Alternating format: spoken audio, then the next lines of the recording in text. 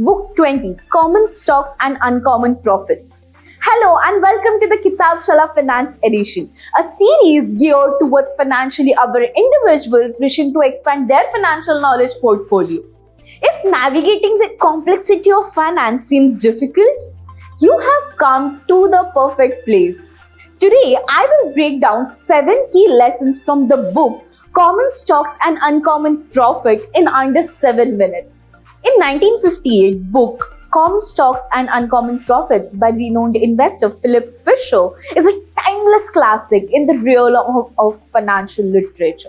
This well-known book provides a comprehensive foundation for successful stock market investing, offering priceless insights and illuminating principles that continue to shape investors' strategies today. The foundation of the author's investment approach is the need of thoroughly assessing high-quality companies with strong competitive advantages and long-term growth prospects. In order to completely assess a company's quality, he introduces readers to the Shuttlebird methodology, which promotes participatory research through interactions with numerous stakeholders. Fisher, a proponent of the long view, emphasizes the value of self-discipline and patience in building wealth. His ideals, such as the value of comprehending the businesses one invests in and the standards of stock sales, continue to be helpful for people attempting to negotiate the difficulties of stock market and generate exceptional profit. Here are 7 awakening lessons from this book. Lesson number 1. Market timing versus time in the market. A core idea of Philip, the author of financial philosophy, is shown in his advice against market timing. He argues that it is difficult and frequently unreliable to try and predict short-term market fluctuations. Fisher advises investors to place more emphasis on a long-term outlook.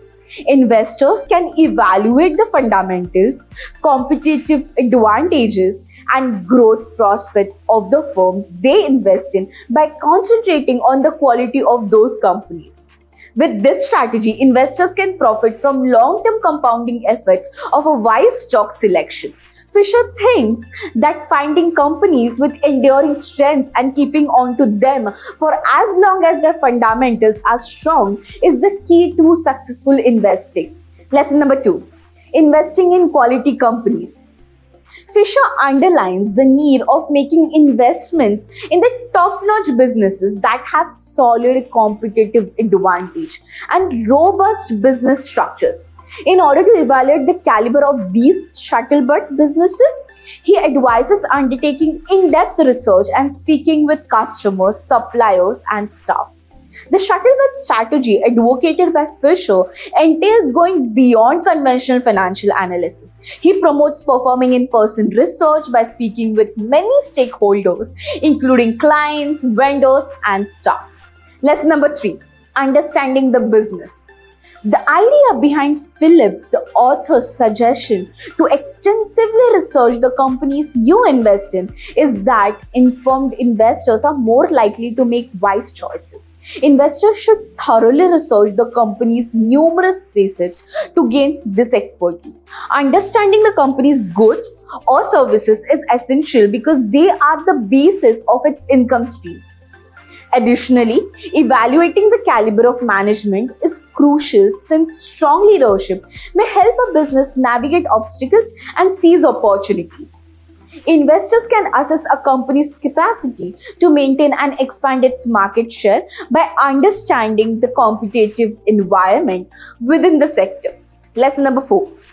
The importance of holding. He urges investors to take a steady and methodical approach, stressing that frequent trading might be harmful to obtaining long-term success.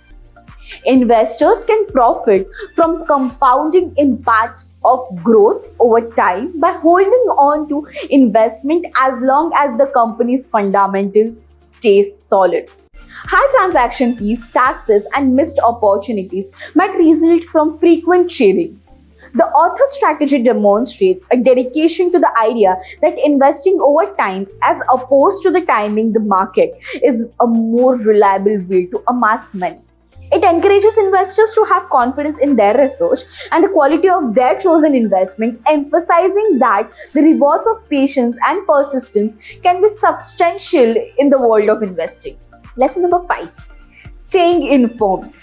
The key to effective investing is to stay informed, and Philip Fisher emphasizes this idea in his investment philosophy. Investors must constantly examine the financial health, managerial changes, and competitive dynamics of the companies they invest in.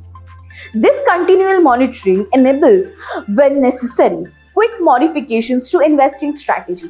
Making decisions about investments often involves taking into account economic trends.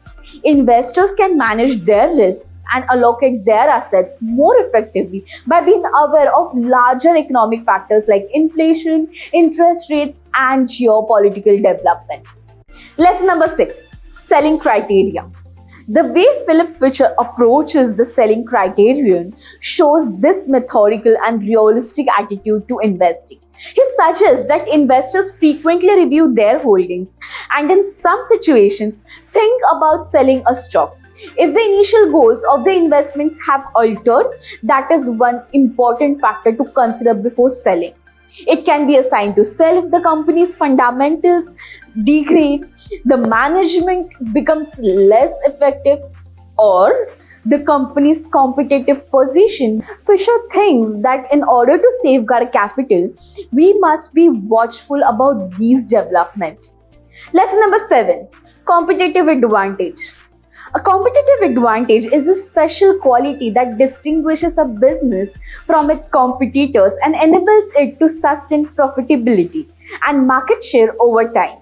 This benefit may come in a form of exclusive technology, great brand awareness, a commanding market share, or cutting-edge products.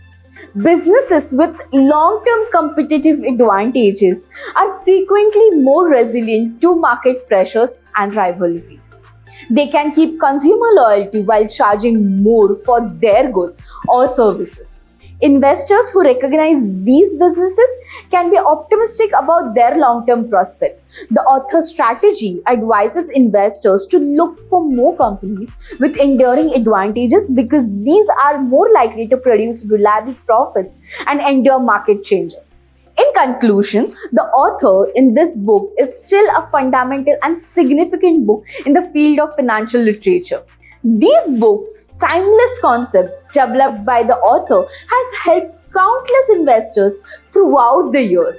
His emphasis on completing rigorous research using the scuttlebutt method, retaining a long-term view, and investing in high-quality businesses with lasting competitive advantage has lasted the test of time. Think of this book as your financial treasure chest. But here's the catch: it's not about stuffing your head with information and figures. It's not so much about what you take away from the book as it is about the book that might spark within you. Now it's time to put these ideas into action and build the way to financial success. Thank you and see you in the next video.